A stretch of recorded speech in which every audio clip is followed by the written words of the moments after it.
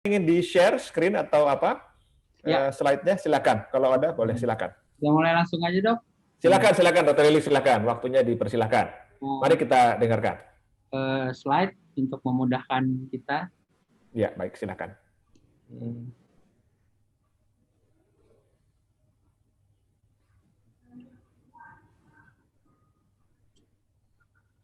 Waduh, sebentar.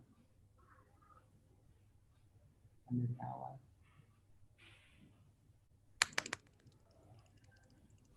Ya, tenang aja Dr. Eli. Oke, silakan Dr. Eli, saya persilakan. Terima kasih Dokter Wanca.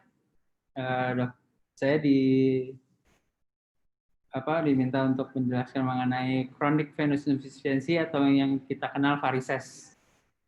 Mengapa terjadi dan bagaimana mengatasinya. Kita mulai aja, Dok. Ya, pertama mengenai apakah CVI itu. Kalau yang kita biasa kenal itu adalah varises. Ternyata CVI itu adalah gangguan aliran pembuluh darah vena yang semakin lama semakin berat. CVI itu makanya disebut bahasa varises itu bahasa kerennya chronic venous insufficiency. Jadi terjadinya di pembuluh darah vena. Seperti kita tahu pembuluh darah ada dua, ada vena, ada arteri kan.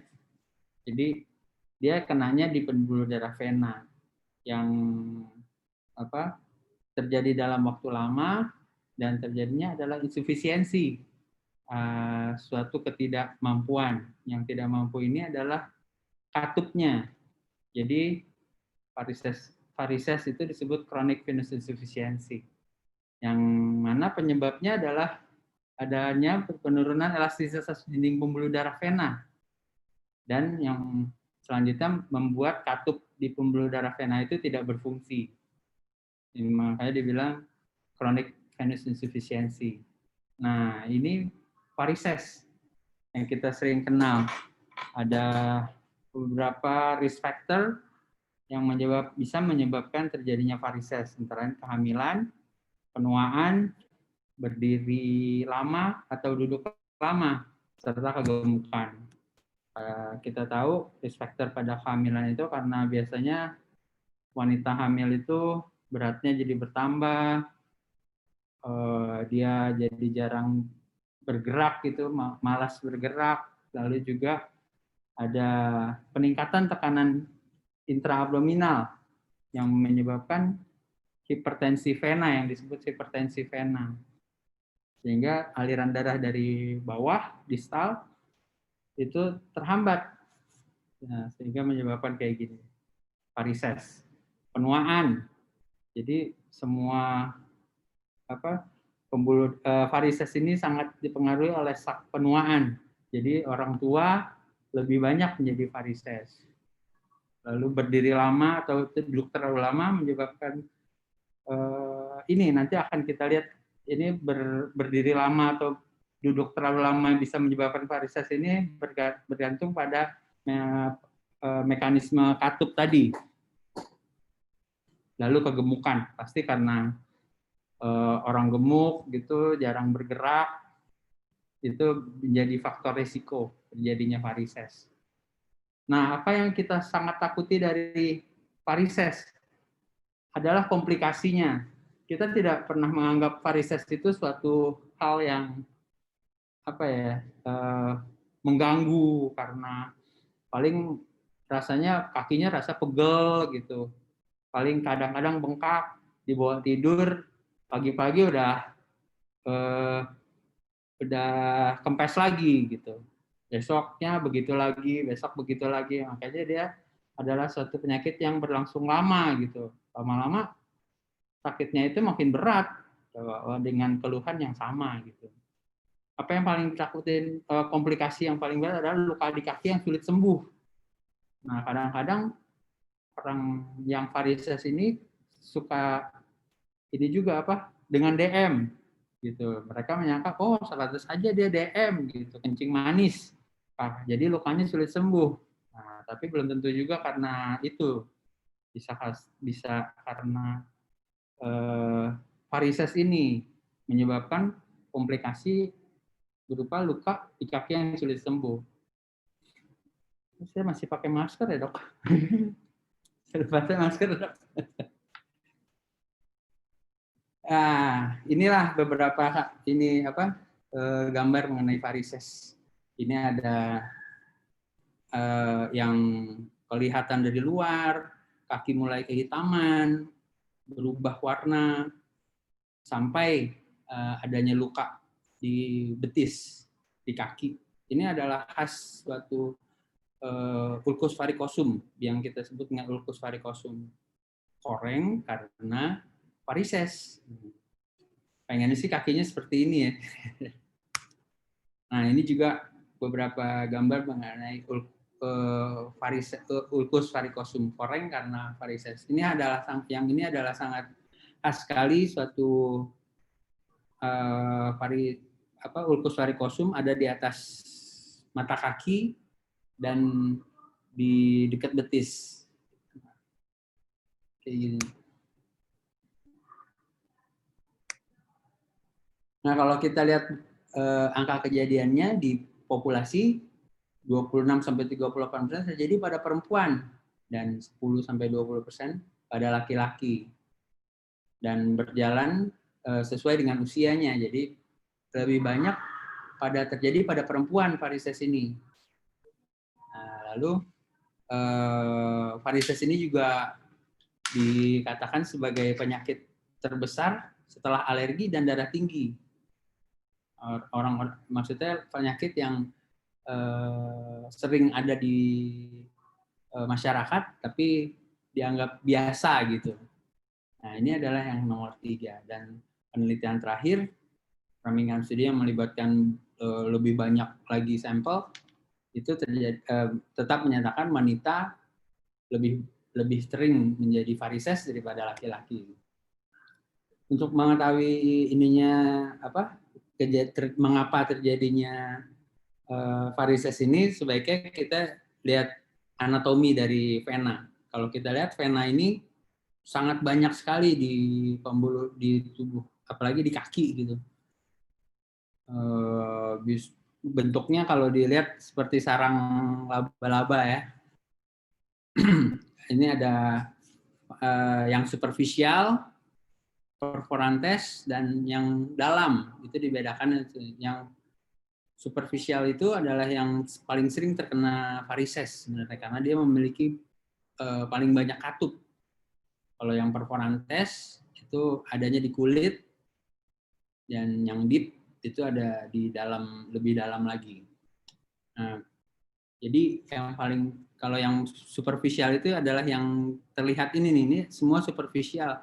Ini yang paling sering terjadi varises. Makanya kita bisa ngelihat varises itu bisa kelihatan di bawah kulit karena dia adanya yang di permukaan. Nah, ini tadi saya katakan mengenai disfungsi katup vena. Jadi katup di vena ini bisa tidak berfungsi karena kelemahan dinding vena.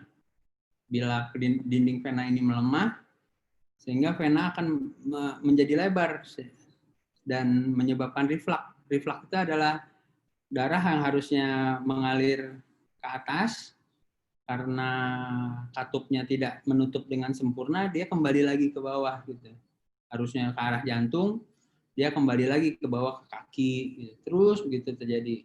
Dan ya seperti tadi lebih sering terjadi yang di superficial, dan makin lama karena penyakit kronis dia akan semakin memberat lama-kelamaan. Nah, ini adalah fungsi normal katup vena ini. Bila otot relaksasi, maksudnya bila kita diem gitu, atau duduk atau berdiri lama, maka katup akan menutup. Kayak gini, menutup yang seperti ini. Dok, ini saya kelihatan ya, Dok? Kelihatan kursornya toh? kelihatan. Kursornya gitu. Kelihatan kursor kelihatan. Oke, thank you. Iya, itu jadi menutup ininya pada saat otot relaksasi dan tidak ada yang masuk gitu. Tapi kalau misalnya dia ototnya kontraksi, nah ini akan terbuka. Nah, gerakan relaksasi dan kontraksi otot ini dikenal dengan mekanisme pompa otot kaki. Maka menyebabkan darah bisa naik ke atas dan ketutup. Dan pada saat dia darah mengalir ke atas gitu, katupnya menutup dan menahan darah untuk kembali ke bawah gitu. Itu yang namanya mekanisme pompa otot kaki. Makanya orang yang bila berdiri lama atau duduk lama, ototnya relaksasi dan relaksasi terus lama. Jadi katupnya tidak terbuka. Darah yang dari bawah harusnya naik ke atas itu tertahan, stasis. Lama di situ menyebabkan kakinya bengkak. Apalagi gerakan ini sangat dipengaruhi oleh gerakan gaya gravitasi. Semakin dia ada ini ke bawah, kakinya ke bawah gitu, berdiri atau duduk kakinya menggantung, darah akan lebih cenderung ke bawah gitu, mengikuti gaya gravitasi. Itulah mengapa kakinya bengkak, terus vena-venanya mulai dilatasi atau membesar gitu. Lalu gejala-gejala yang terjadi adalah adanya nyeri yang paling sering. Nyeri ini biasa disebabkan oleh trombus atau gumpalan darah atau darah beku di vena. Ini akan menyebabkan nyeri karena sumbatan. Jadi kalau nyerinya bersifat iskemik, jadinya karena jaringan kekurangan darah gitu, menyebabkan nyeri. Lalu bengkak yang seperti saya bilang tadi, karena terlalu lama berdiri atau terlalu lama duduk, itu sama-sama menyebabkan bengkak. Dan apabila dia tiduran, bengkaknya berkurang karena dia menghilangkan gaya gravitasi tadi yang mempengaruhi gerakan itu tadi, gerakan darah. Lalu mengapa kakinya jadi hitam gitu, dermatitis statis, dia kakinya menjadi lebih hitam seperti yang gambar yang tadi gitu terjadi karena ada deposit hemosiderin, suatu derivat besi yang ada di dalam darah, menyebabkan kulit menjadi warnanya hitam, kekurangan nutrisi juga karena sirkulasinya berkurang, menyebabkan fibrosis atau jaringan subkutan yang mengeras gitu. Jadi kalau orang varises yang udah mulai kakinya mulai menghitam, kalau kita pegang kakinya tuh keras, kulitnya maksudnya yang keras gitu. Jadi setelah itu karena kekurangan itu mulai terjadi koreng di atas mata kaki sekitar situ. Itu lokasinya sangat khas dan warnanya juga sama gitu. Lalu di kulit gitu ada bila varises ya seperti ini tadi nih, kehitaman, gatal dan mulai bersisik sehingga biasanya ada korengnya tuh sekitar sini. Apa yang harus kita periksa sekarang untuk mengetahui ini adalah suatu varises atau bukan? Ini cara memeriksanya, pasien ada di lebih tinggi dari yang pemeriksanya dan dengan cahaya yang cukup. Pertama kita melihat ada atau tidak varises atau pembuluh darah yang menonjol atau melebar di sepanjang dari paha sampai kaki gitu, sampai ankle. Lalu kedua melihat apakah di sekitar ankle ini yang ini ada bengkak atau udem, bengkak.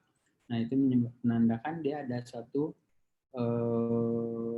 varises yang mengenai vena perforantes gitu.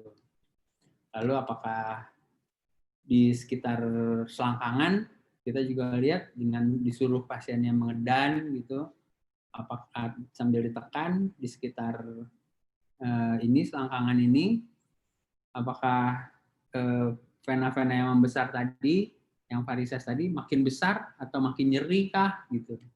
Itu cara kita memeriksanya selain dengan melihat. Tadi saya bilang juga ada beberapa varises ini ada beberapa grade gitu. Yang paling ringan adalah yang seperti ini. biasanya grade 1 tanpa gejala, yang terlihat adalah hanya ada telangiectasi kita sebutnya. Jadi kayak kalau orang putih gitu ya, kulitnya putih, kita bisa ngelihat guret-guret merah, biru gitu di bawah kulitnya, kecil-kecil. Itu termasuk suatu varises, tapi grade 1. Disebutnya telangiectasi gitu. Atau yang lebih besar lagi sedikit gitu, dengan warna yang biru dan menyebar seperti ini, tanpa gejala. Ini semua tanpa gejala. Jadi masih grade 1. Kalau yang grade 2, ya yang seperti sering kita lihat, ada pembuluh darah besar-besar di sepanjang kaki seperti ini, melingkar-lingkar gitu. Dan yang grade 3 gitu adanya pembengkakan. Apalagi bila pembengkakannya di sekitar ankle, di belakang lutut, di sini, di belakang lutut, di belakang mata kaki. Kayak ini darah sudah mulai hitam dan bengkak, menyebabkan itu menandakan adanya varises dari vena perforantes yang ke kulit. Nah ini sama seperti tadi, ini stage 1, tadi ini yang tipe retikuler ini sekitar sini terjadinya, terus mulai ada perubahan kulit dan sampai terjadinya koreng atau ulkus. Apa yang kita periksa di rumah sakit yang lebih jelas untuk mengetahuinya itu adalah dengan pemeriksaan ini, USG. Kalau kita USG, kita dapat melihat adanya reflux tadi. Reflux itu tadi yang karena gangguan katup, harusnya dia tetap naik, dia turun lagi, balik lagi. Dan melihat ukuran dari venanya tadi. Kita dapat tahu setinggi mana katup yang terkena. Itu juga bisa kita ketahui dengan USG ini. Dan apa yang harus kita lakukan, tindakan apa yang paling tepat untuk pasien-pasien setelah varises bisa diketahui setelah pemeriksaan USG ini.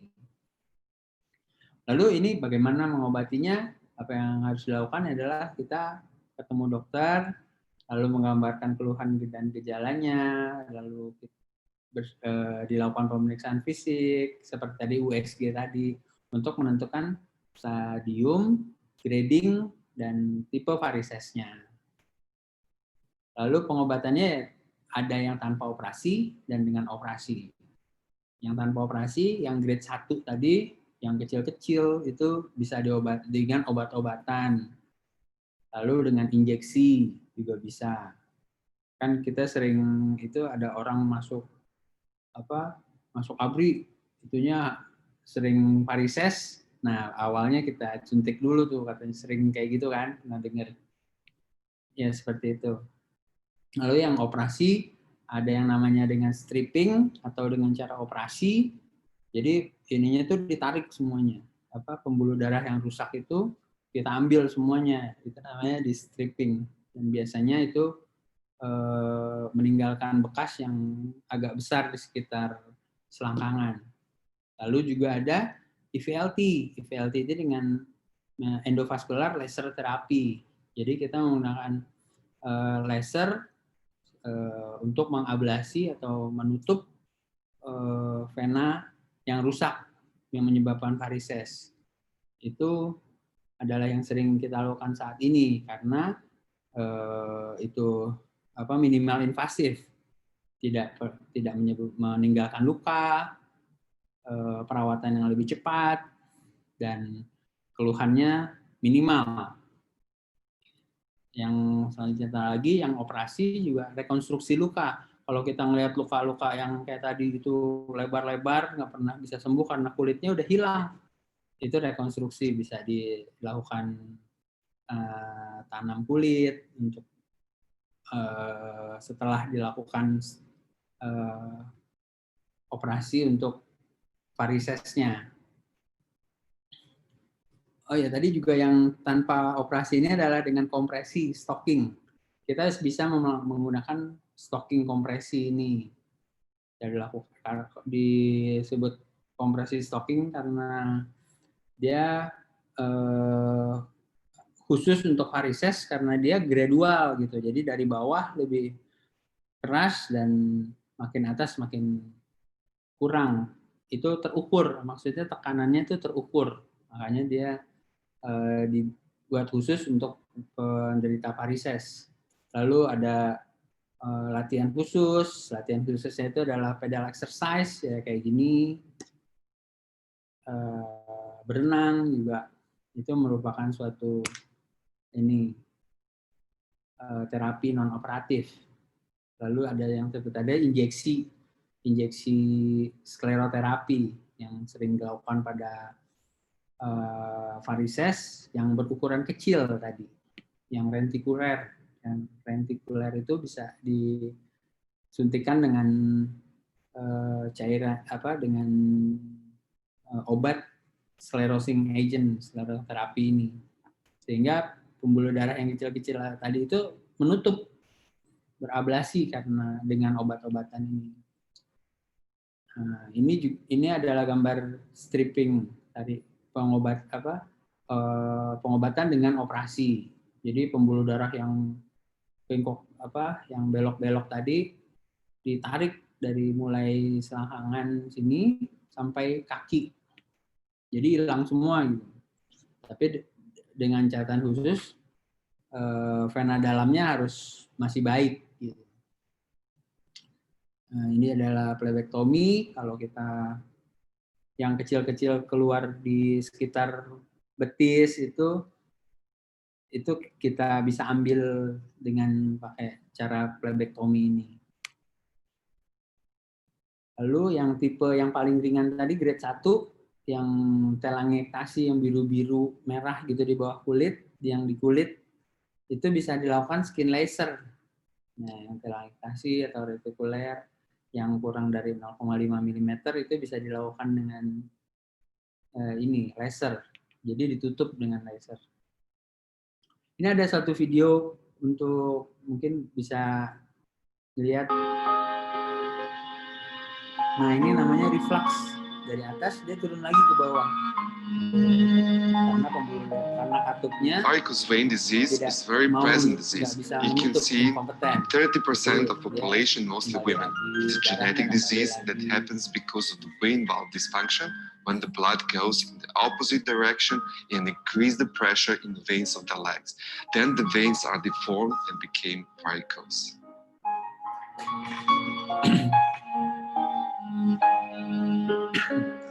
It's important to treat varicose vein disease in early stage, not only for aesthetic reason, but also because of complications such as thrombophlebitis, open wounds, skin inflammation, and others.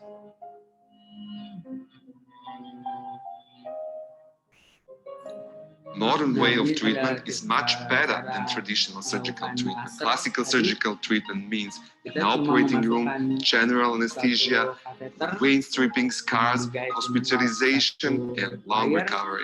In the past, for varicose vein treatment, we needed a team, 10 people, while today, it's a job for one person only.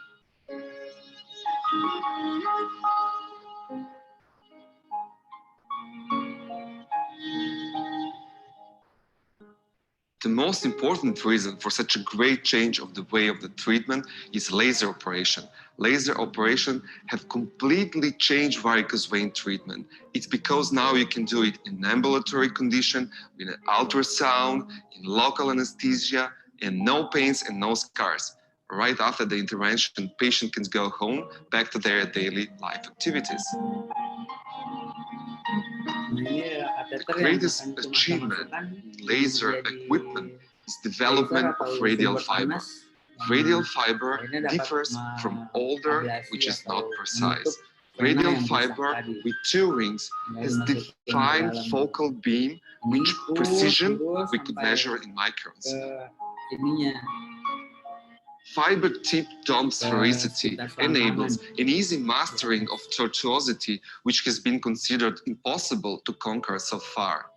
Due to the glass cap, fiber tip has great visibility during positioning at the saphenofemoral junction. Sampai ke daerah selangkangan, ini di daerah selangkangan.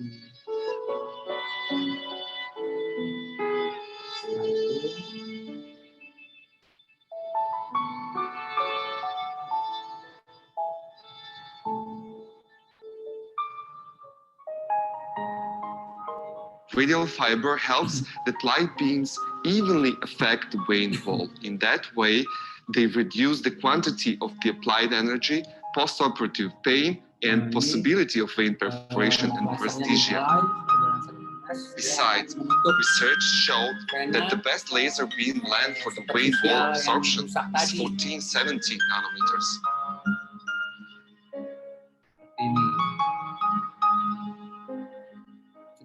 Due to technology development, nowadays we are able to take a step further in endovenous ablation. We are able to reach the very end of the saphenofemoral junction. We are able to reach the borderline between deep and superficial vein system.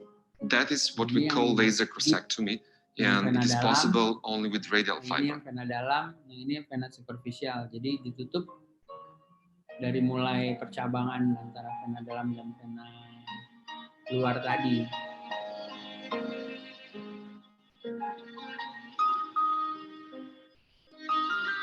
Operasi ini To conclude, radial fiber with two rings and diode laser 14-70 nanometers enable a perfect precision, most optimal light beams, diffusion in a vein wall circumference. Therefore, we also achieve additional reduction of aggressiveness and postoperative pain, which is proved by numerous studies and our experience.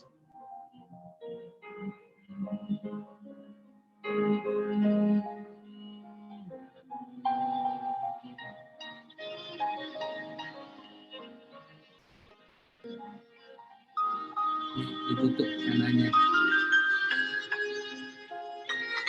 Ini seperti itulah ya.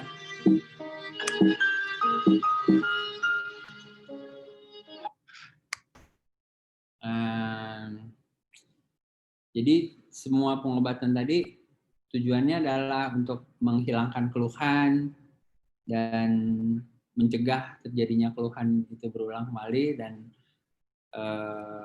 waktu penyembuhan yang singkat. Ini ada beberapa contoh pasien yang pernah kita kerjakan di rumah sakit ini. Ini adalah perempuan 56 tahun dengan varises. Kita bisa lihat varisesnya gulung-gulung kayak gini, dia keluhannya kakinya bengkak, sering bengkak dan nyeri. Dilakukan operasi yang stripping. Ini adalah yang stripping vena. Ini adalah hasil akhirnya. Ini adalah laki-laki 42 tahun. Ini dilakukan laser dengan endovascular laser ablation. Yang seperti tadi, ini masukin selangnya sampai atas. Lalu dilakukan ablasi dengan laser. Ini hasil akhirnya, dia tidak ada luka sama sekali, cuma bekas sayatan sedikit untuk masukin selang, masukin kateter ini tadi. Dan ini juga perempuan 37 tahun setelah dilakukan laser ablasi, hasilnya yang paling ini juga perempuan 62 tahun dilakukan stripping vena. Nah ini yang bukan dengan laser. Dia tidak pakai laser, tapi dengan stripping, dengan operasi. Nah ini kita tarik pembuluh darahnya dari mulai atas yang tadi, dari selangkangan sampai ke bawah. Ini adalah vena yang harusnya kita itu, tapi diambil. Ini operatif, tapi dengan tidak minimal invasif. Jadi vena yang rusak itu diambil dari mulai selangkangan di percabangan yang tadi sampai ke mata kaki. seperti itu.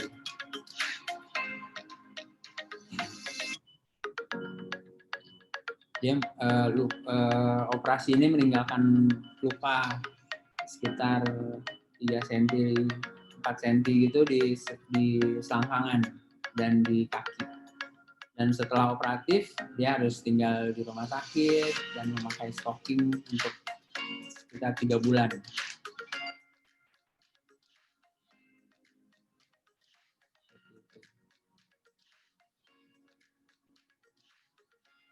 Jadi operatif.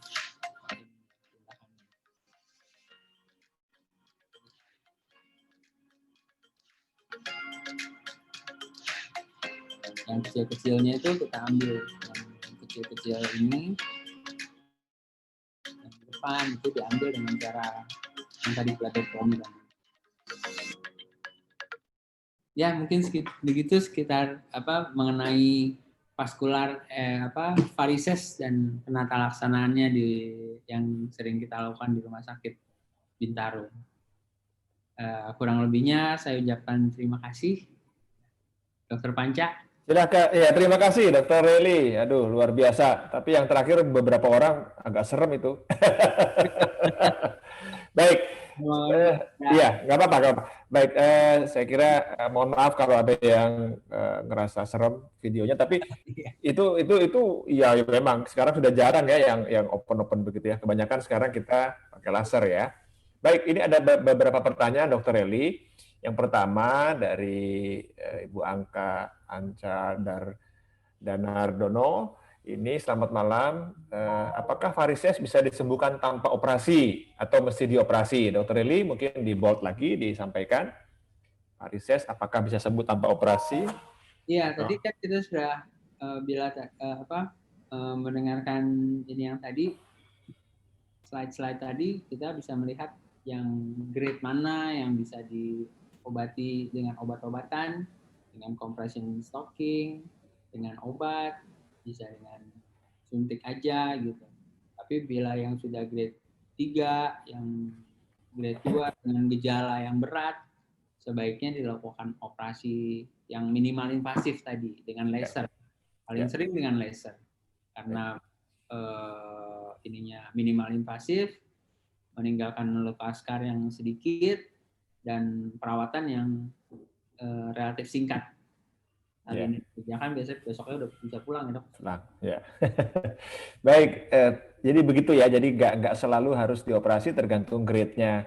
Dan kalaupun yang kita sebut dengan operasi tidak melulu harus buka lebar sekarang dengan teknologi dan kelama-kelamaan kelihatannya semakin teknologi yang sama atau teknologi yang lebih maju kelihatan lebih murah kalau dari segi harga ya. Memang ada yang sophisticated yang mahal, tapi pelan-pelan harganya itu akan semakin berkurang. Mudah-mudahan bisa dimanfaatkan.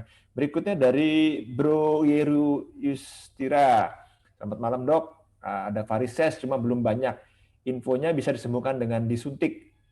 Dan setelah disuntik apakah varises akan timbul kembali, Dr. Reli?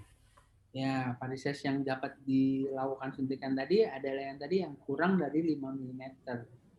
Kalau lebih dari segitu, biasanya suntikannya itu ke bawah sama darahnya. Jadi nggak sempat dia sclerosing gitu, pembuluh darahnya, atau jadi keras, pembuluh darahnya hilang, tapi udah keburu ke bawah obatnya. Kalau lebih besar dari 0,5 tadi milimeter. Jadi sebaik kalau masih kurang dari ukuran itu 0,5 mm masih bisa dilakukan suntik atau sclerosing terapi. Lalu apakah bisa berulang lagi? Biasanya berulang tapi di tempat yang lain. Lain, ya.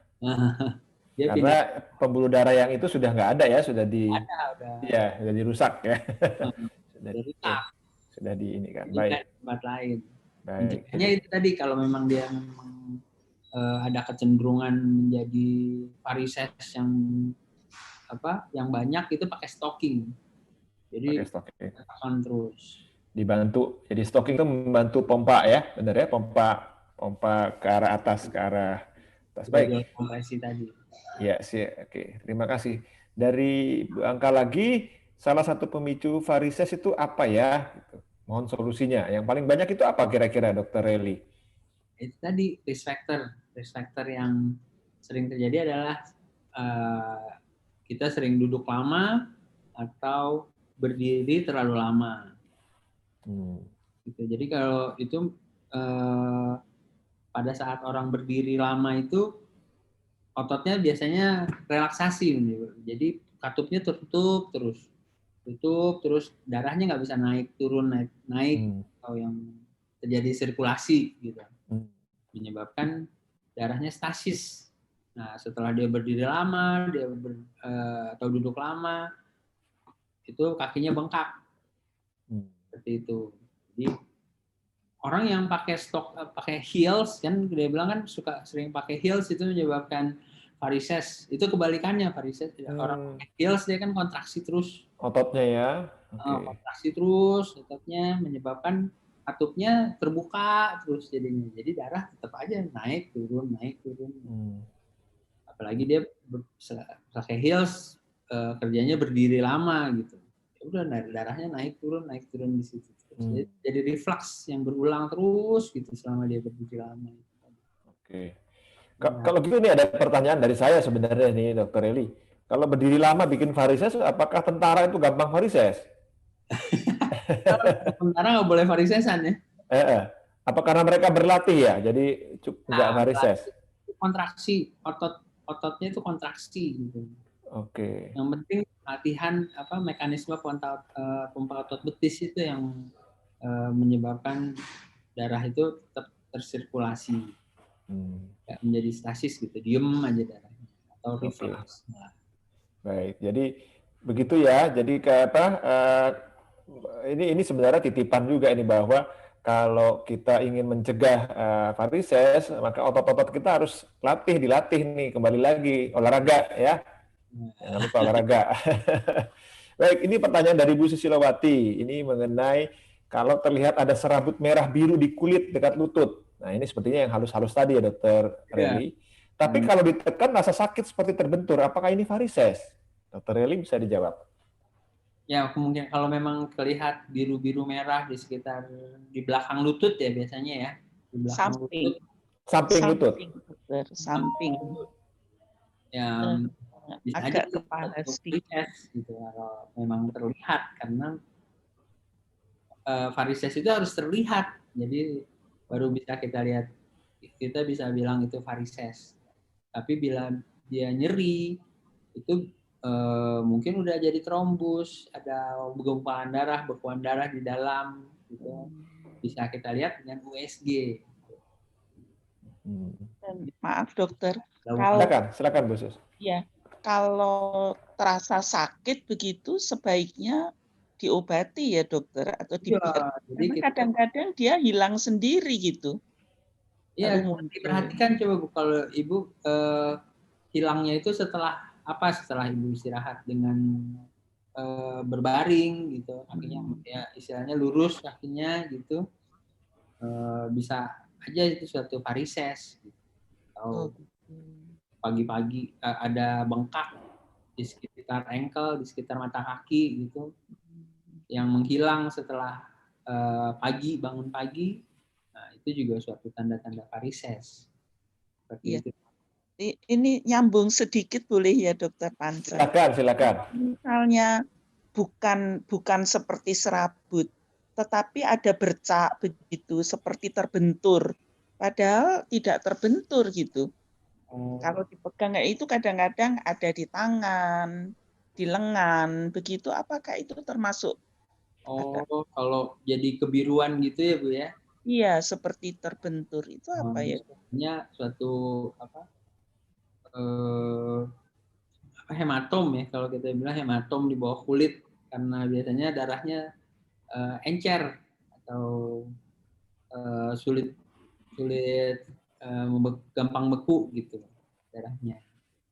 Mungkin itu ada gangguan darah, tapi biasanya diserap setelah beberapa hari dia hilang sendiri.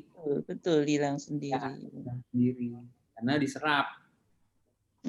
Dalam hal seperti itu kalau tidak diobati berlanjut ada bahaya tertentu, dokter? Ya, kalau masalahnya itu hematom atau darah di bawah kulitnya tidak membeku, itu mungkin ada suatu gangguan kelainan darah gitu. Kalau itu minum obat-obat tertentu, pengencer darah gitu misalnya, itu bisa menyebabkan seperti itu.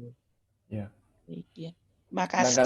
Kadang-kadang efek samping dari pengencer darah, dan padahal pengencer darah itu penting buat menjaga jantung. Jadi nanti dilihat risk and benefit-nya ya, keuntungan kerugiannya. Baik, terima kasih. Ya. Kalau tidak minum pengencer darah sebenarnya, dokter, tidak pernah gitu. Oh, tidak pernah. Ibu tidak pernah minum pengencer darah, tapi ada ini. Bisa aja sih, karena darah kita kan juga ada fungsi yang harus terjaga. Bisa aja dalam satu fase. Jadi salah satu misalnya fungsi darah kita, trombosit misalnya, itu dihasilkan oleh hati. Ketika itu tidak terlalu, katakanlah kurang baik produksinya atau hasilnya, bisa jadi itu. Atau yang lain-lain, banyak faktor sih, Bu. Ya, dalam hal seperti itu periksanya ke bagian apa ya, dokter? Kalau Bu Sus mau melihat kelainannya dulu, bisa ke bedah vaskular, ketemu dengan dokter Eli dulu, biar dilihat apakah ini memang masalah. Karena biasanya kalau di rumah sakit, kalau ketemu satu kasus seperti itu, nanti kalau memang bukan bidangnya, kita akan komunikasi sih. Iya, kita akan. Biasanya sekarang tidak sekedar dirujuk, tapi dikomunikasikan, dan itu memang sekarang jauh lebih baik komunikasi kita. Ya, terima kasih, dokter. Iya, baik, Bu Sus. Terima kasih. Berikutnya dari Bu Esti. Bu Esti, pertanyaannya, apakah varises bisa dikatakan sebagai efek samping dari gangguan jantung? Apakah ada hubungan antara varises dengan kelainan atau efek samping dari gangguan jantung? Dokter Eli? Terima kasih, Dok. Ya, jadi kalau dulu dibilangnya seperti itu ya, Dok ya. Kalau ada sakit jantung bisa menyebabkan varises. Tapi ya, berdasarkan patofisiologi atau terjadinya penyakit itu, mereka tidak bilang itu berhubungan dengan sakit jantung gitu. Jadi kalau dia di varises adalah suatu kelainan karena gangguan katup atau insufisiensi dari fungsi katupnya tadi. Itu bisa menyebabkan pembuluh darahnya reflux, turun lagi ke bawah, malah darahnya tidak ke arah jantung gitu, tapi dia naik turun seperti itu aja. Jadi lebih kepada gangguan katup kalau saat ini yang dikatakan varises itu tidak berhubungan dengan jantung. Mungkin dulu dihubung-hubungkan karena memang berhubungan dengan jantung dan pembuluh darah gitu. Jadi ini kelainan pada jantung, pembuluh darah. Sekarang kita sudah tahu persis, Ibu Esti, bahwa kelainannya itu bukan di jantungnya, tetapi justru di klep-klepnya, katup-katupnya. Karena vena itu untuk bisa mengantarkan darah kembali ke jantung. Kalau arteri itu kan yang keluar dari jantung. Dia dipompa, jalan, selesai urusannya. Kembalinya siapa yang mompa? Nggak ada yang mompa dari pinggiran. Siapa yang mompa? Nggak ada, karena itu otot-otot kita yang akan memompa, tapi bisa kembali lagi. Orang ototnya kan berapa sih dibandingin jantung, tenaganya nggak ada. Jadi dia ada katupnya, itu secara normal begitu. Nah, ketika katup itu rusak, begitu ya Dr. Elia, saya meneruskan aja. Jadi ketika katup itu rusak, itulah terjadinya varises. Jadi bukan karena jantungnya gitu ya. Tapi memang darah itu asalnya dari jantung. Memompa darah. Ya, memompa darah. Baik, kita akan masih ada beberapa pertanyaan, tapi saya tadi dititipin pesan, ada yang ingin menyapa kita. Sebenarnya siapapun boleh menyapa, tapi kali ini akan ada sapaan dari Bro Subagio, bisa tolong di share atau dibagi